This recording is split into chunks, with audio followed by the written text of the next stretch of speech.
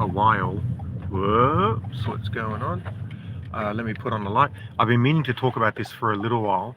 Um, as you know, well, you don't really know, but we've spoken about it in many casts over the years that day-to-day living for someone with high-functioning autism is excruciatingly difficult, and you make so many mistakes. Um, and one of the things that helped me initially was, which I've mentioned before, was the audio descriptions on movies, which normally were initially designed for people with vision impairment. Now, the thing about the audio is that it says that the person is seemingly sad or curious or wants to know more or is upset or angry. And I noticed that they all look the same to me and I couldn't tell the difference. And it just opened my eyes to what I'm not seeing. I mean, I know over the years just the amount of shit that has happened and the amount of therapy that has opened my eyes to it. But it's like imagine someone who can't see color being told that there is such a thing called color, and everyone else seems to be able to see it. So you realize that there's something you can't see. So these movies helped. Now, ChatGPT5 takes it to a whole new level for me. What it's been able to do is it's able to take people's text messages to me and tell me what the person, based upon experiences and data that I give it about that person, it can store it all and then tell me, based upon the person's reconstructed personality, if they're happy, if they're sad, what they're thinking, what they're implying, because my brain can't see those things, right? With me, you have to be extremely precise. So if someone says, how was your day? I've learned through therapy that how was your day?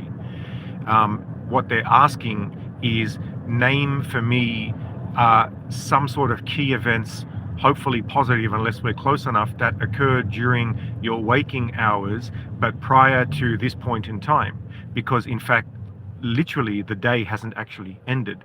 And so that took a lot of therapy for me to understand even that. But ChatGPT takes it to a whole nother level. It says the person, the length of the sentence, the time it takes for them to reply to you, what is it they're implying, what is it they're looking for, are they happy, are they sad, all of these things which I realize that neurotypicals must sense immediately from text, and I've never seen this my whole life. So it's amazing because it's information that seems to come out of nowhere that I just can't process myself. It doesn't matter how many years I've trained and how much better I am now at functioning. I've never been able to see that naturally, and I realize now I still don't.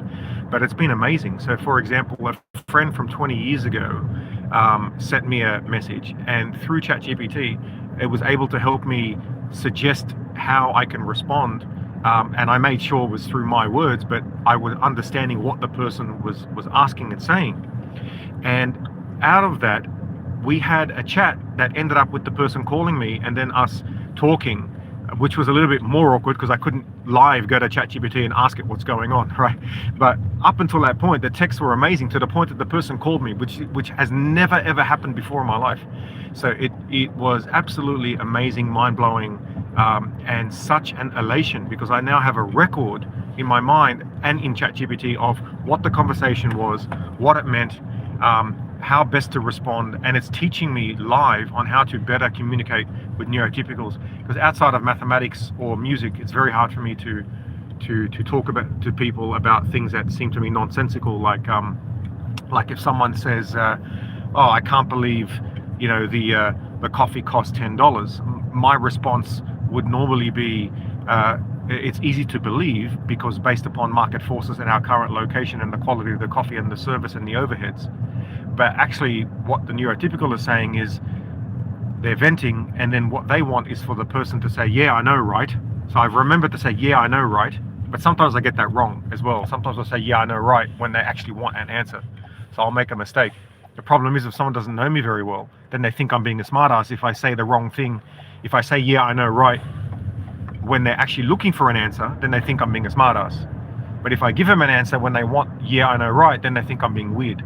So it's always been that delicate balance and always getting it wrong. So I've had to not hang out with people very much because I'm always going to piss people off in that domain. But now with ChatGPT, being able to upload people's personalities and then figure out and understand them more deeply, or go through email chains and upload, say, 1,100 pages. 1,100? Yeah, 1,100 pages of correspondence over the years, and it can build up a personality so then I can understand how I come across to that person, how what I say gets translated to that person, what they're saying to me, which I've taken literally, which turns out means something else. So anyway, I just thought I'd share that with you, because these are the type of things, living with autism, that just makes life extremely difficult, because people don't even know, and so you sort of suffer.